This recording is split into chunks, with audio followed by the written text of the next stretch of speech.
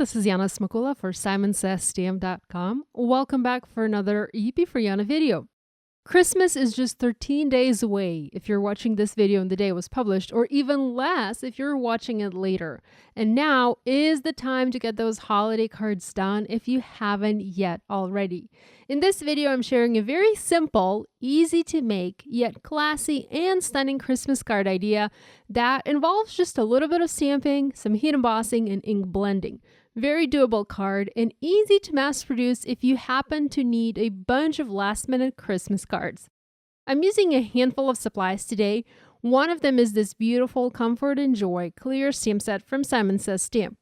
I will be using the Joy to the World sentiment and an image of a Christmas present. So simple imagery, but large enough to take center stage on our card.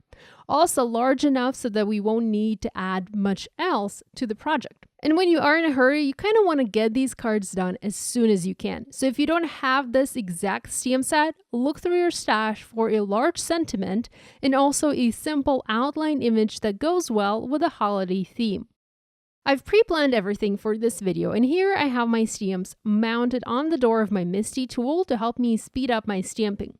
I'm also using both Misty and the stamp platform as I'm stamping two things today, this sentiment and gift image, and later a background for the card. Now, if you are mass producing cards, having these stamps mounted on your stamping tools and ready to go is a huge time saver. I'm working on dark blue cardstock as A, I happen to love this color, and B, I want to create a night sky type of look. Of course, feel free to change up the colors to those that you like best. I've treated my paper with an anti-static powder tool, and this is an essential step as this card for the most part is going to feature heat embossing, and using an anti-static powder tool helps you get the best clean results. Next, I'm using my Simon Says Stamp clear embossing ink. I'm inking up my stamps and stamping on the panel. Now, I love the look of gold on blue, so I'm using gold embossing powder here. Another idea would be to use silver or even platinum embossing powder colors to change it up a little bit. I'm going to quickly heat set this with my heat tool before I move to the next step. Now, if you want, you can do some paper piecing here and replace the gift image, or rather cover the gift image with an identical one, but done on different color of paper. Here, I have this red gift that I made by gold heat embossing the same image on red cardstock and cutting it out using scissors. This would save you the trouble of doing any coloring and would potentially save you time if you were looking to color it. I didn't feel like my card needed that pop of red, so I opted not to use it. To create a background, I want it to look like if there's snow falling on the card. I'm using another stamp set from Simon Says Stamp. This is Falling Snow Cling Background Stamp. And here I'm going to do the exact same thing. Ink it up with clear embossing ink and stamp on the background.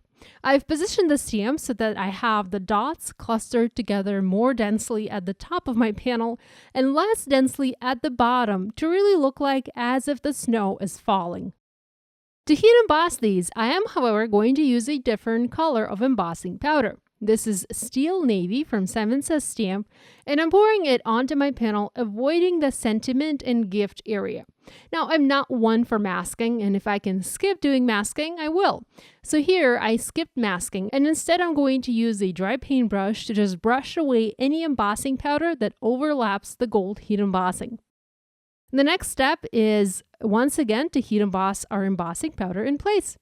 Just a note, I am working on a sheet of cardstock that is cut to 4 1/4 by 5.5 inches, and this is not a card base. When I'm done making this panel, I will adhere it onto a card base. That's the way I prefer to work, even when I'm making one-layer cards like this one. I like to work on a separate panel and then adhere that panel onto an A2 card, or another card, whatever the size might be. At this point, you can call your project done and just adhere it onto a card base, or you can step it up a little bit by doing some ombre ink blending at the top to darken that top edge a little bit. To do this, I'm using navy and black inks and my ink blending tools. First, I'm going to ink blend some deep blue over this panel, and next add just a hint of black at the very top. Ink blending on colored cardstock saves you loads of time as you already have that base color in place and you just need to add your medium and darkest color. Another way to step this card design up is by embellishing it with jewels. Here I used clear jewels from Pretty Pink Posh and adhered them over some of the snow dots in the background. Right now they look white as the glue isn't yet dry, but once it dries, they will look like clear dimensional jewels on the card. I hope you guys will give this idea a try. If you do make a card inspired by this video, we'd love it if you shared your project online and tagged us on social media. We always enjoy seeing what you make. Be sure to give this video a thumbs up and to subscribe to this channel if you haven't yet done so. Thanks so much for joining me today. I'll see you next time. Bye!